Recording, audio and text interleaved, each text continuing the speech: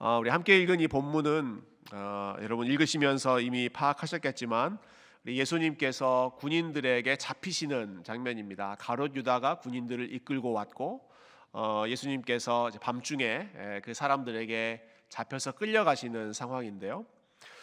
이 모든 일이 일어난 장소가 겟세마네 동산이었죠. 겟세마네 동산. 우리에게는 이 겟세마네 동산 하면 예수님께서 하나님께 간절하게 십자가를 앞두고 기도하셨던 참 기도의 장소로 많이 알려져 있는데요. 물론 우리가 기도와 관련해서도 이 겟세마네 동산이 무척 중요하지만 그 이외에도 성경 전체 또 구원의 메시지를 이해하는데 이 겟세마네 동산이 참 중요한 역할을 합니다.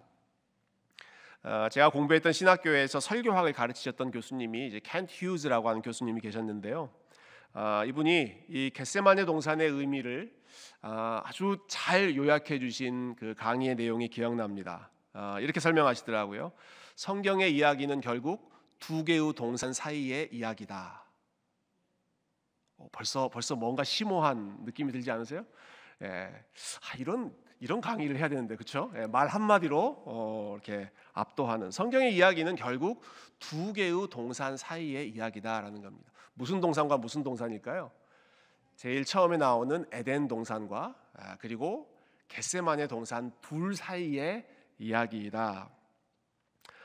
첫 번째 동산의 주인공은 누구였습니까? 아담. 에덴 동산의 주인공은 아담이었고요. 두 번째 동산 겟세마네 동산의 주인공은 예수님, 둘째 아담이라고 불리시는 예수님이 두 번째 중심되는 역할을 하시죠. 여러분, 에덴 동산에서는 아담의 삶이 시작되었습니다.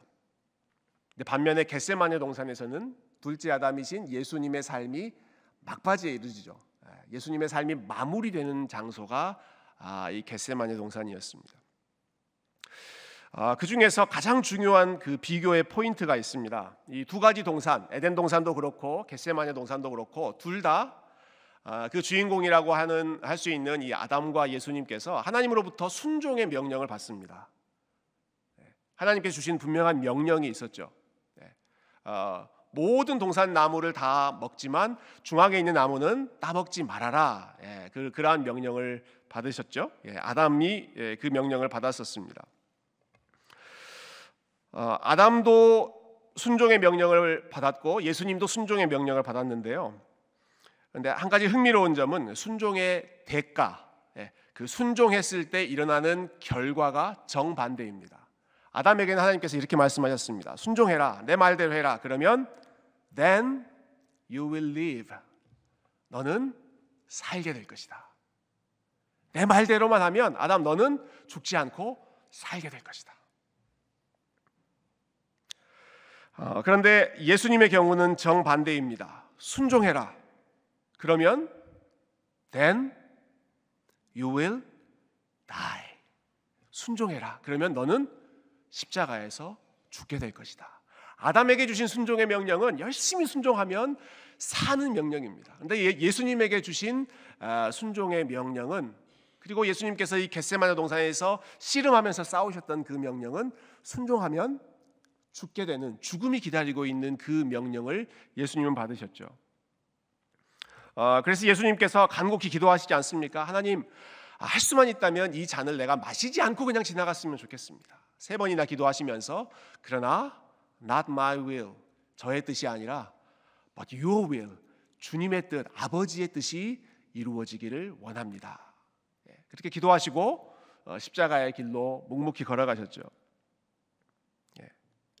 자, 아담에게 주신 명령은 너 순종하면 살게 될 거야 라는 명령을 주셨지만 아담은 순종하지 않았습니다. 예수님에게 주신 명령은 네가 내 말대로 순종하면 너는 십자가에서 죽음을 맞이하게 될 거야. 그렇지만 예수님은 순종하셨습니다. 그러니까 이 예수님이 하셨던 이 겟세마네 동산에서 하셨던 일이 에덴 동산에서 했던 그 아담보다 얼마나 뛰어나고 탁월한 일인가. 여러분, 에덴 동산은 최고의 장소이지 않습니까? 가장 아름다운 장소에서 아담은 실패했지만 에덴 동산 가장 어둡고 두려운 장소에서 예수님은 순종하셨다. 죽기까지 순종하셨다.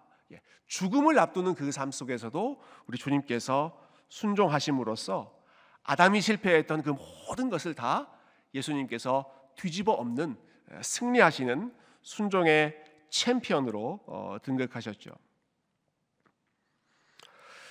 또 한 가지 흥미로운 점은요, 여러분, 아담은 에덴 동산에서 숨습니다. 나무 뒤에 숨습니다. 부끄럽고 자신이 없어서 숨었지만 예수님은 겟세마네 동산에서 숨지 않으십니다. 오늘 본문에 보면 예수님은 본인을 잡으러 오는 군인들의 그 칼과 몽둥이를 들고 예수님을 잡으러 오는 그러한 발걸음들이 점점 엄습하고 있는 상황 속에서 예수님께서 당당히 그 사람들 앞에 자신을 드러내 보이시죠. 몰래 숨으시는 것이 아니라 당당하게 드러내 보이셨습니다. 자, 예수님께서 이처럼 당당하게 본인의 마지막을 준비하시고 자신 있게 드러내신 반면에 오늘 본문에서 예수님을 잡으러 온 사람들은 그렇게 당당하지를 못했습니다. 굉장히 비겁한 모습을 이 사람들은 보였습니다. 여러분, 사람들이 예수님을 언제 어떤 시간에 잡으러 왔습니까? 몇 시인지 정도는 안 나오지만 아침, 점심, 밤 언제입니까? 밤. 삼지선다로 여러분들께 드릴게요. 아침도 아니고 점심도 아니고 한밤중에 이 사람들이 예수님을 잡으러 왔습니다. 여러분 55절에 보면 예수님께서 이들의 비겁함을 이렇게 꾸짖으세요. 내가 날마다 성전 안에 있었다. 내가 날마다 성전에서 너희들 보는 그 앞에 앉아서 내가 하나님의 말씀을 가르쳤다. 왜 그때 나를 잡지 않고 지금 와서 마치 강도를 잡는 것처럼 이렇게 은근슬쩍 마치 강도를 잡는 것처럼 이렇게 몰래 나를 잡으러 찾아왔느냐 하는 것이죠. 여러분, 왜 사람들이 밝은 대낮에 예수님 잡지 않고 이렇게 밤 늦은 시간에 몰래 예수님을 잡으러 왔을까요? 사람들에게 알려지지 않기 위해서, 사람들에게 발각되지 않게 하기 위해서죠.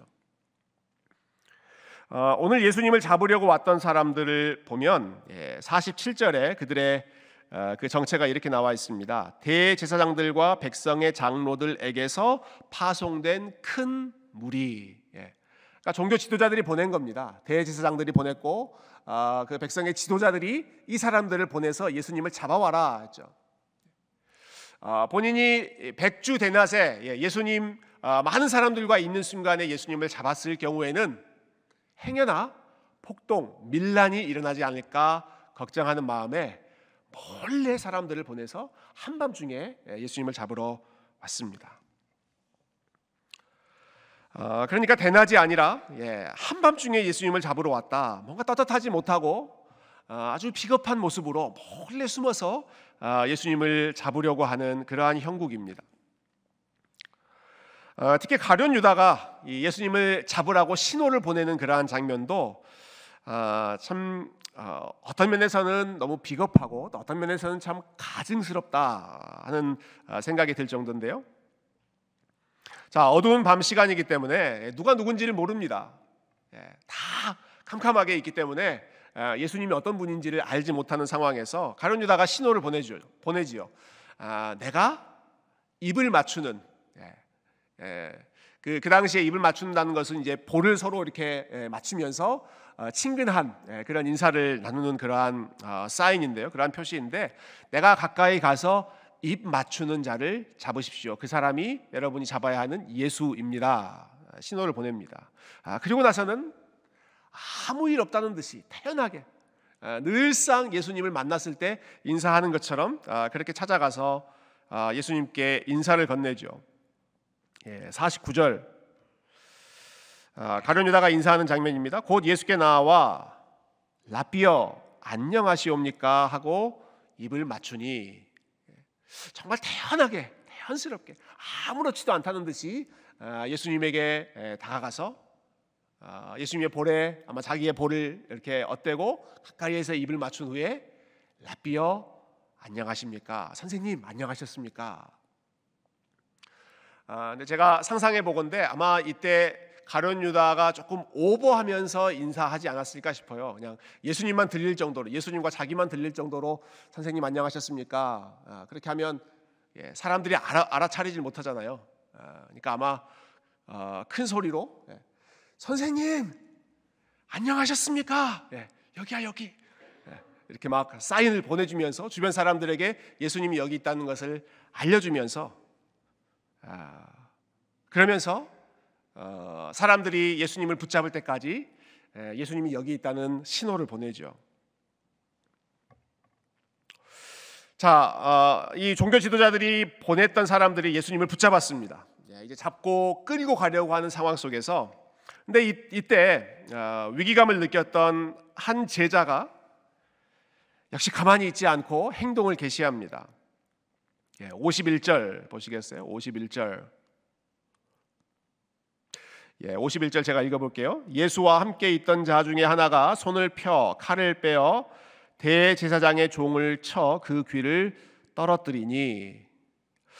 이 마태복음에는 이 사람의 프라이버시를 지켜주느라 이름을 밝히지 않고 있지만 다른 복음서, 특별히 요한복음 같은 경우는 이 사람이 누구였는지를 분명하게 알려주고 있죠. 어떤 제자였습니까? 베드로. 우리의 그 성질 급한 혈기 많은 이 베드로가 어느샌가 이 작은 칼을 몸에 소지하고 있다가 이 대제사장의 종을 쳐서 그 귀를 떨어뜨렸습니다. 아마 귀만 떨어뜨리려고 한 게 아니었을 거라고 생각합니다. 그냥 뭐 베는 게 없으니까 어떻게든 어디든 그냥 찌르려고 휘두르다가 우연히 이 귀가 잘려 나간 거겠죠. 여러분, 이 장면을 읽을 때 우리 종종 이 베드로의 그 성급함을 우리가 비난할 때가 있습니다. 항상 성질이 급해서 혈기가 앞서서 문제였다, 충동적이다. 베드로 참 비난하기 쉬운데요. 근데 생각해 보면 여러분, 이게 얼마나 큰 용기인지 모릅니다. 여러분, 베드로가 했던 이 모습이 여러분, 지금 예수님을 잡으러 찾아온 사람들의 숫자는 수십 명이거나 대부분의 학자들은 수백 명 됐을 것이다, 그렇게 이야기하거든요. 적은 숫자를 보내지 않았겠죠. 많은 사람들이 칼과 몽둥이를 들고 지금 예수님을 찾아오고 있습니다. 다른 복음서에서는 또 횃불을 들고 아주 그 공포감을 조성하면서 예수님을 찾아오죠. 근데 그들에 맞서서 혼자의 몸으로 베드로가 혼자서 그래도 자기가 예수님 지켜보겠다고 칼을 들고 휘둘렀다라고 하는 것은 사실 아무나 할 수 있는 일은 아니었다고 생각합니다.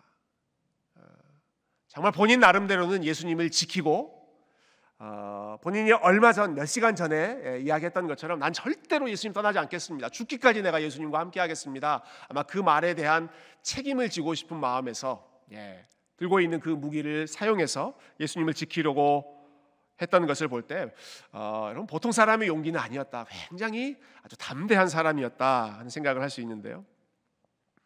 여러분, 그런데 예수님께서 이런 베드로의 참 의리 있는 행동을 오히려 책망하시죠.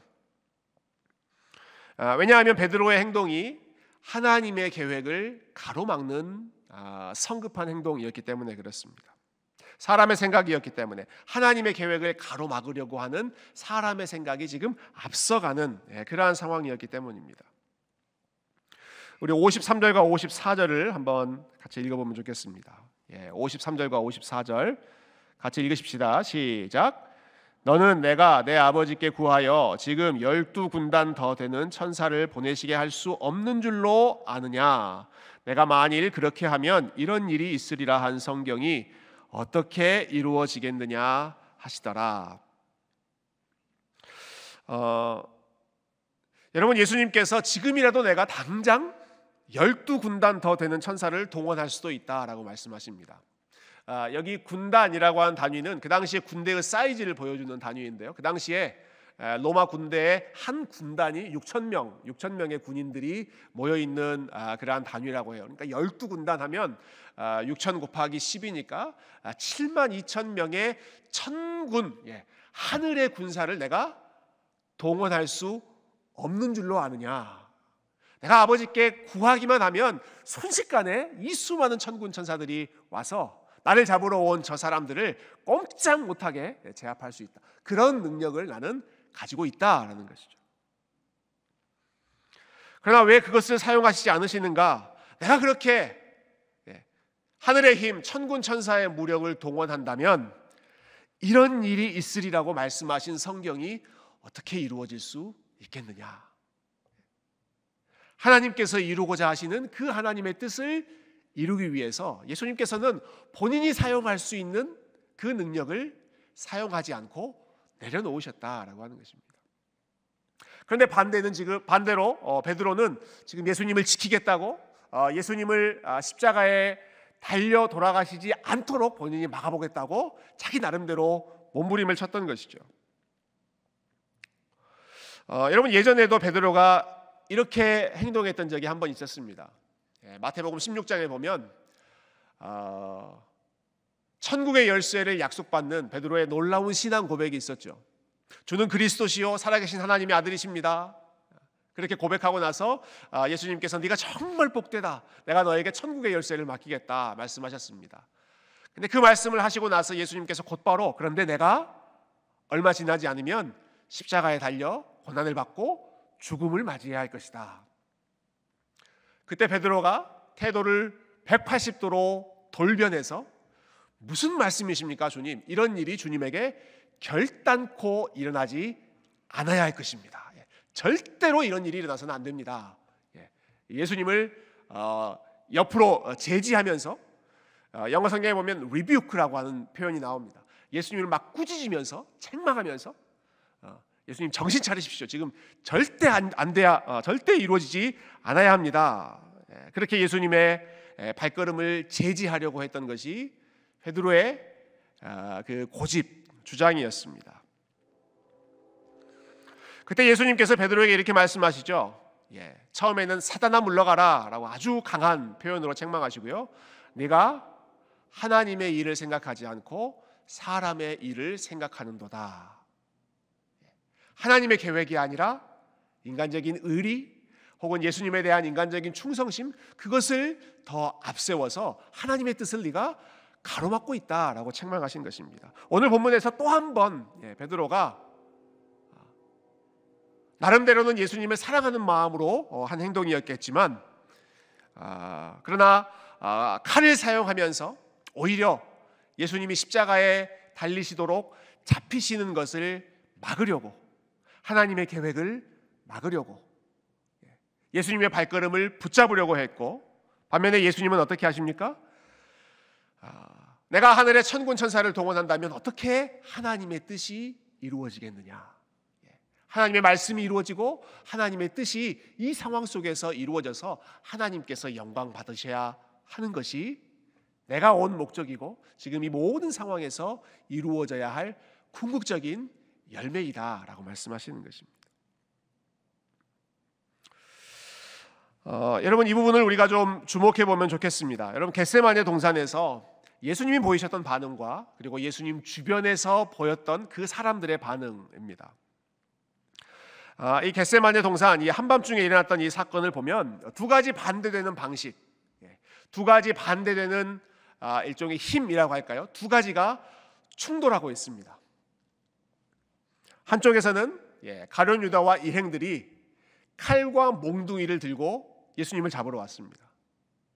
그리고 이 사람들을 막아보겠다고 베드로 역시 칼을 사용해서 그들과 붙어보려고, 그들과 싸워보려고 했습니다. 그들이 들고 왔던, 그들이 손에 쥐고 있었던 칼, 몽둥이, 무기, 이런 것들은 모두 다 인간적인 힘, 인간적인 방법을 단적으로 상징하는 그러한 물건들이죠. 그 당시에 로마 제국, 로마 군인, 사람의 힘, 인간의 방식을 가장 분명하게 상징하는 것이 그들이 가지고 왔던 칼이었습니다. 그러나 예수님은 어떻게 하십니까? 칼로 흥한 자는 칼로 망한다. 칼로 흥한 자는 칼로 망한다 라고 말씀하셨고, 내가 기도하면 천군 천사, 이 정도 칼이 아니라 천군 천사를 동원해서 사람들의 발걸음을 다 제압할 수 있지만 나는 하나님의 뜻을 이루기 위해 그렇게 하지 않겠다. 칼을 앞세우는 사람들과 칼을 거두게 하시는 예수님, 힘을 앞세워서 상대방을 제압하고 붙잡으려고 하는 사람들의 방식과 우리 예수님께서는 자신의 힘을 내려놓으시면서 본인을 기꺼이 하나님의 뜻에 맡기시는 온유한 순종의 모습을 보이셨습니다. 불과 몇 시간 전에 똑같은 장소에서 예수님 기도하셨던 것처럼 나의 뜻이 아니라 아버지의 뜻이 이루어지기를 원합니다. 그 기도처럼 이 절체절명의 순간에 인간적인 방법이나 사람의 힘에 의지하지 않고 그저 온전히 하나님의 뜻에 본인의 모든 발걸음을 맡기시는 것입니다. 이것이 예수님께서 의지하셨던 힘이죠. 가룟 유다와 다른 사람들이 의지했던 것, 그리고 베드로가 사용하려고 했던 그 칼의 힘이 아니라 예수님은 하나님 앞에 기도하시면서 싸우셨고, 그리고 그 기도하신 응답에 순종하시는 그 믿음의 싸움을 보여주셨습니다. 저희가 지난 주말에 중보기도 세미나를 했는데요. 그때 우리 이민철 목사님께서 기도와 관련해서 참 여러 가지 말씀들을 하셨는데 참 인상적인 말씀이 기억납니다. 이런 말씀하셨어요. 무기를 의지하는 나라는 몰락하지만 무릎을 의지하는 나라는 승리합니다. 혹시 기억하세요? 무기를 의지하는 삶은 몰락하지만 무릎을 의지하는 삶은 승리합니다. 결국 하나님의 영광을 드러냅니다. 여러분 그 문장을 단적으로 보여주는 게 이 겟세마네 동산에서 일어났던 사건이죠. 사람들은 무기를 가지고 왔죠. 무기를 들고 왔습니다. 무기를 앞세워서 공격하고, 그리고 반대쪽에서도 무기를 앞세워서 방어하려고 했습니다. 그러나 예수님은 무기가 아니라 겟세마네 동산에서 무릎 꿇고 기도하셨던 기도의 능력, 그리고 기도를 통해서 받으셨던 그 하나님의 응답의 말씀을 의지하여 하나님의 뜻을 이루고자 한 걸음 한 걸음 믿음으로 걸어가셨습니다. 무릎을 의지하신 열매가 예수님께 어떻게 나타났는가? 이미 말씀드렸지만 힘으로 상대방을 억누르는 그러한 방식이 아니라 본인의 힘을 다 내려놓으시는 방식으로, 오히려 본인을 붙잡으러 온 사람들에게 그분의 몸을, 그분의 손을 온전히 맡기시면서 온유함으로, 그러나 전혀 두려워하지 않는 당당함으로, 하나님의 뜻을 신뢰하기 때문에 당당하면서도 끝까지 그 사람들을 온유함으로 대하는 모습으로 하나님께 영광을 돌리셨습니다. 여러분, 가룟 유다가 참 이렇게 거짓된 모습으로 예수님께 입을 맞추기도 하고, 선생님 안녕하셨습니까? 그러한 미소를 머금으면서 속에는 칼을 품고 있는 그러한 모습을 보일 때에도 예수님께서 그 가룟 유다를 이렇게 부르시죠. 친구여. 오늘 말씀 보시면 가룟 유다에게 친구여, 네가 하고자 하는 말을 행하라. 그리고 성급하게 칼을 휘두르려고 하는 이 베드로에게도 칼을 집어넣어라 라고 다독이시고, 그리고 그 베드로의 잘못 휘두른 칼에 맞아서 귀가 떨어진 그 종, 요한복음에 보면 그 사람의 이름이 말쿠스라고 되어 있죠. 그 사람의 떨어진 귀를 붙여주시면서 오히려 그 사람까지 치유해 주시는 것이 예수님께서 마지막까지 보이셨던 사람에 대한 태도였고, 그리고 그 모든 과정 속에서 하나님께 온전히 자신의 발걸음을, 모든 것을 맡겨드리시는, 정말 온유한 어린 양처럼 그렇게 붙잡혀서 끌려가시는 것이 예수님께서 이 동산에서 보여주신 마지막 모습이셨습니다. 그렇게 하심으로써 하나님께 영광을 돌리시는 것이죠. 하나님의 뜻을 이루기 위해서 본인의 힘과 본인의 능력을 완전히 포기하시면서까지 하나님의 영광을, 하나님의 뜻을 이루기 위해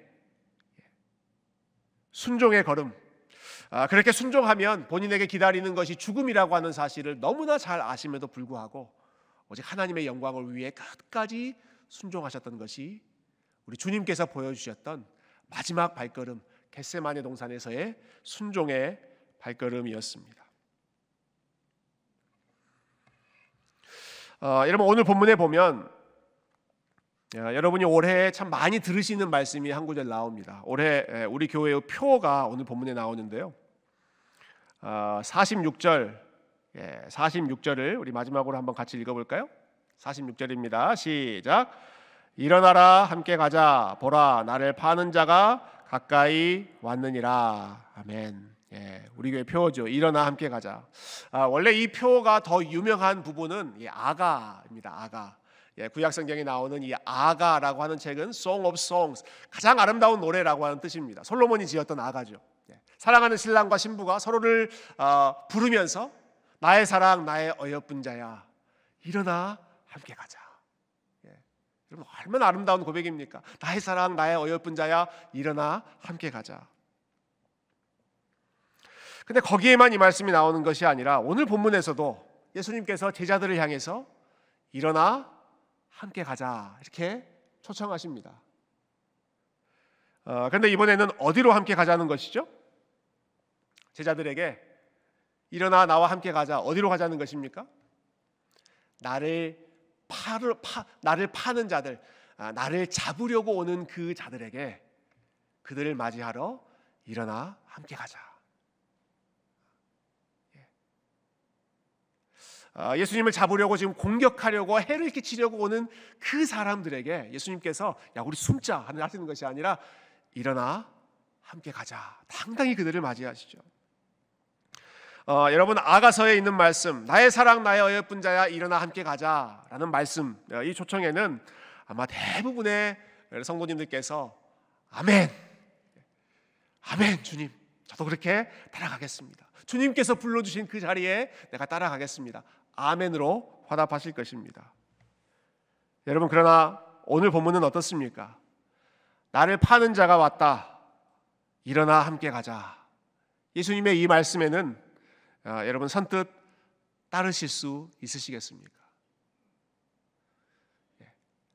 신랑이 불러주는 그 초대, 솔로몬이 불러주는 일어나 함께 가자는 기쁜 마음으로 따라가지만 이 겟세마네 동산에서 초청하시는 일어나라 함께 가자, 나를 팔려고 오는 저자들에게 나아가고 그리고 궁극적으로는 우리 십자가의 길로 함께 걸어가자. 하나님의 영광을 위해서 우리의 욕심을 죽이는 길로 함께 가자. 하나님의 뜻을 이루기 위해서 우리의 힘과 우리의 혈기와 우리의 정과 욕심을 십자가에 못 박는 그 길로 함께 가자. 나에게 해를 끼치러 오는 저 사람들에게 도살장에 끌려가는 어린 양처럼 묵묵히 하나님께 모든 것을 맡기며 묵묵히 걸어가는 그 길로 일어나라 함께 가자. 여러분 두 번째 말씀은 우리가 선뜻 따르기가 쉽지 않은 말씀입니다. 그래서 이 말씀은 정말로 우리가 기도하지 않고는 따를 수 없는 말씀인 것 같아요.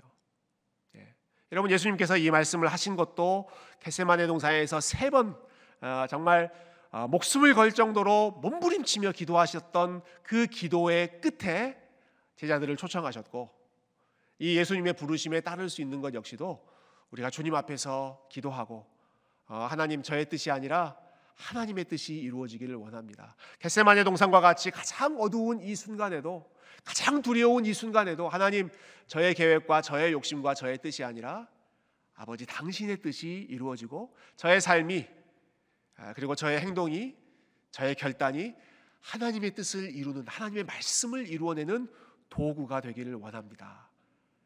이러한 기도 후에만 우리가 주님께서 부르신 일어나 함께 가자라는 초청에 응할 수 있는 줄로 믿습니다.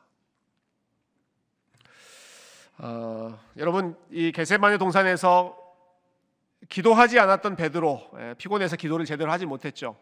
위기의 순간에 베드로의 삶에서 나왔던 것은 자기의 혈기, 칼을 휘두르는 인간적인 방식이었지만 하나님의 뜻에 완전히 항복하셨던 예수님, 기도하셨던 예수님께서는 하나님의 뜻에 복종하시면서 자신의 휘두를 수 있는 것을 힘을 휘두르지 않으시고 오히려 철저히 복종하는 순종의 모습을 보이셨고, 가장 위태로운 순간에 하나님의 말씀을 기억하고 주님의 말씀의 다스림을 받으시는 것이 기도하셨던 예수님의 삶에 나타나셨던 아름다운 믿음의 모습이었습니다.